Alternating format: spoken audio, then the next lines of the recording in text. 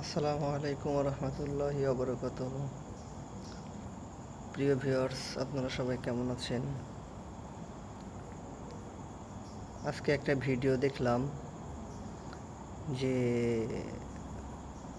মসজিদের ভিতরে বাংলাদেশ জামাত ইসলামীর নেতাকর্মীরা সেখানে কোরআন হাদিসের আলোচনা করতেছে এবং সেখানে মসজিদের ভিতরে যারা ছিল, তো মসজিদের ভিতরে কেউ তো আর চুরি কীভাবে করব, ডাকাতি কীভাবে করব, ধর্ষণ কীভাবে করব,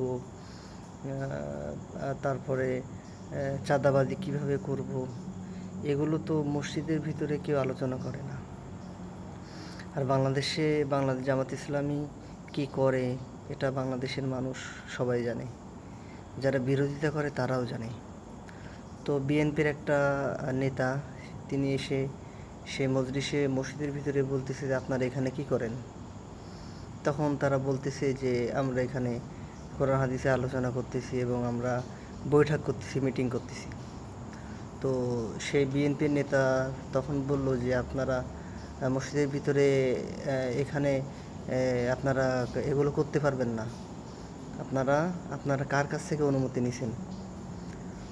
তো বাংলাদেশে কি একটা ফ্যাসিস্ট পালাই গেছে? তো আমরা এখন দেখতে পাচ্ছি আবার নব্য ফ্যাসিস্টের মানে আবির্ভাব হয়েছে। ঠিক আছে, তো আসলে আপনারা বাংলাদেশ জামাত ইসলামী ছাত্র শিবিরের যে বিরোধিতা করতেছেন, আগেকার সময় আওয়ামী লীগ সরকার যখন ক্ষমতায় ছিল তখনও কিন্তু বাংলাদেশ জামাত ইসলামী ছাত্র শিবিরের উপরে মানে নির্যাতনের যে মানে মানে নির্যাতনের যে শেষ মাত্রা যেটা থাকে সেই পর্যন্ত তারা গেছে। তো শেষ পর্যন্ত কিন্তু শেখ হাসিনা বাংলাদেশে থাকতে পারে নাই। তো আপনারা অতীত থেকে শিক্ষা গ্রহণ করুন। আপনারা যেটা করতেছেন, বিএনপির কিছু নেতাকর্মীরা যেসব কথাবার্তা বলতেছে, এসব কথার কারণে তাদের অনেক বড় খেসারত দেওয়া লাগবে। ঠিক আছে, অনেক বড় খেসারত দেওয়া লাগবে। বাংলাদেশের মানুষ এখন অনেক সচেতন, কে ভালো কে খারাপ সবই জানে। তো বাংলাদেশে বিএনপি বাংলাদেশের নাগরিক, জামাত ইসলাম কি বাংলাদেশের নাগরিক না? তাদেরকে বাংলাদেশে আইডি কার্ড নাই, পাসপোর্ট নাই? তারা কি বাংলাদেশের নাগরিক না? তাহলে তারা রাজনীতি করবে কি করবে? এটা কি বিএনপি বা আওয়ামী লীগের কাছ থেকে কি অনুমতি নেওয়া লাগবে? আওয়ামী লীগ বলতো যে আমাদের কাছে অনুমতি নেওয়া লাগবে। আওয়ামী লীগ পলায় চলে গেছে। তো এখন নব্য আপনারাও শুরু করছেন, বিএনপির নেতাকর্মীরা। তো আসলে আপনারা বিবেকের কাছে প্রশ্ন করবেন যে মসজিদ আল্লাহর ঘর, সেখানে কি রাজনৈতিক আলোচনা করার জায়গা না? তাহলে রাজনৈতিক আলোচনা কোথায় করবে? আপনারা যেখানে রাজনৈতিক আলোচনা করেন সেখানে আলোচনা আপনারা করেন কোনটা নিয়ে? ক্ষমতার লোভ। ঠিক আছে, আপনারা তাহলে মসজিদের ভিতরে এসে আলোচনা করেন। আপনাদের রাজনৈতিক কর্মকাণ্ড, আপনারা তো মুসলিম, তাহলে আপনাদের রাজনৈতিক কর্মকাণ্ড আপনারা মসজিদের ভিতরে এসে করেন না কেন? এই সাহস আপনাদের নাই, কারণ আপনারা হকের পথে নাই। আপনারা অপরাধ জগতের সাথে জড়িত, যার কারণে আপনারা মসজিদের ভিতরে আপনারা কোনো মিটিং বা কোনো কিছুই আপনাদের সংগঠনের কোনো কিছুই করেন না। জামাত ইসলাম মসজিদের ভিতরে করে। আল্লাহ রসুল সাল্লাল্লাহু আলাইহি ওয়াসাল্লাম তিনি কি মসজিদে নববীর ভিতরে মানে বসে কি তিনি রাষ্ট্র পরিচালনা করেনি? করছে। তো আপনারা কি ইতিহাস এগুলো জানেন না নাকি? মানে যাই হোক, তালগাছ আমার। যদি আসলে তাই এমন কিছু আপনারা চিন্তা করেন, তাহলে আপনারা বোকার স্বর্গে বসবাস করতেছেন। কারণ সময় সময় পরিবর্তন হয়। ঠিক আছে, সারা জীবন বাতাস একদিক থেকে যায় না, বাতাস পরিবর্তন হয়।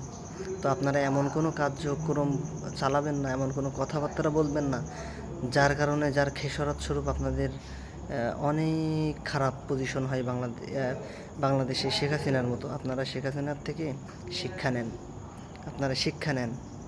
আপনারা জামাত ইসলামের বিরোধিতা করেন কেন?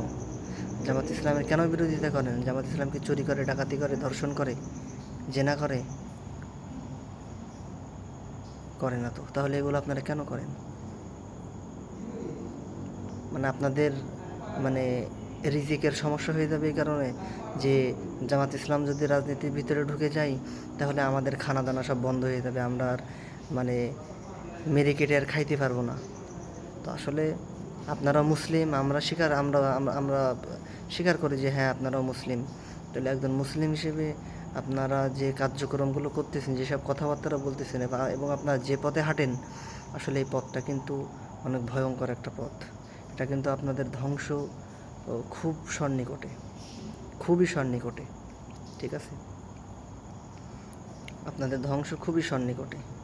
তো আপনারা এগুলো করবেন না। আপনাদের কাছে অনুরোধ করি, আপনারা একটা বাংলাদেশে অনেক বৃহৎ একটা রাজনৈতিক দল, আপনারা রাজনীতি করেন আপনাদের নীতি, নৈতিকতা, আদর্শ দিয়ে, ভালোবাসা দিয়ে বুঝায়ে বাংলাদেশে রাজনীতি করেন। আমরা তো বলি নাই যে আপনারা রাজনীতি করতে পারবেন না। জামাত ইসলাম বলছে যে বিএনপি রাজনীতি করতে পারবে না, করেন। কিন্তু একজনের দোষারোপ করে কেন? এ খারাপ, ও খারাপ, তুমি কতটুকু ভালো সেটুকু তুমি চিন্তা করো। ঠিক আছে, হিংসা দিয়ে কখনো মানে জয়ী হওয়া যায় না। ঠিক আছে, হিংসা করলে ধ্বংস হইতে হয়, হিংসা করলে ধ্বংস হইতে হয়। তো বিএনপি নেতাকর্মীদের বলবো যে আপনারা আওয়ামী লীগের ধ্বংস হওয়ার পিছনে যেসব নেতাকর্মীরা যেসব কথাবার্তাগুলো বলছে, যার কারণে কিন্তু আওয়ামী লীগ খুব দ্রুত ধ্বংস হয়েছে।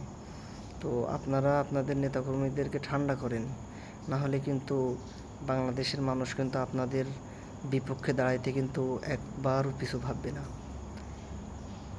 ঠিক আছে, তো বিএনপির কাছ থেকে অনুমতি নেওয়া লাগবে কেন? জামাত ইসলাম কি করবে কি করবে না এটা তাদের নিজস্ব ব্যাপার। বাংলাদেশে কি স্বাধীনতা নাই? ব্যক্তি স্বাধীনতা নাই? বাক স্বাধীনতা নাই? শেখ হাসিনার সময় ছিল না, এখন তো আছে। তো শেখ হাসিনারে কি মানে যাইতে কি বাধ্য করেনি? সে কি শুধু শুধু ছেড়ে গেছে? বাধ্য হয়েছে যাইতে। তো আপনারাও বাংলাদেশের সাধারণ মানুষের চেতায়েন না। ঠিক আছে, কারণ চেতাইলে সমস্যা আছে। ঠিক আছে, আপনারা কিন্তু টিকতে পারবেন না, আপনারা টিকতে পারবেন না।